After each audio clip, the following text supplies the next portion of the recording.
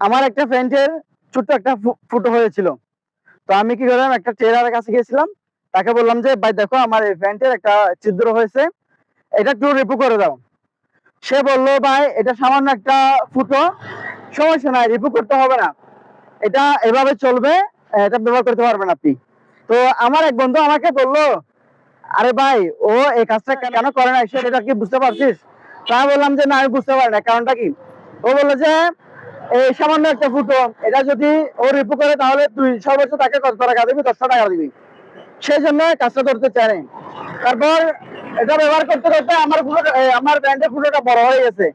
বড় হয়ে যাওয়ার পর আমি কি করছি, সেই দর্জির কাছে আবার নিয়ে গেলাম। আমি বললাম যে দেখো ভাই এটা যখন আমি তোমাকে বলেছিলাম তুমি করে দাও না, এখন পুরোটা বড় হয়ে গেছে। এটা সে কিন্তু কিছু বলে নাই। তারপর ও কিন্তু পুরোটা আবার রিপু করে দিয়েছিল, তখন সে আমার কাছ থেকে 50 টাকা নিল। আমি আবার আমার ওই বন্ধুর কাছে গেলাম, আমি বললাম যে বন্ধু এরকম একটা ব্যাপার। ও আমাকে বুঝাই দিল।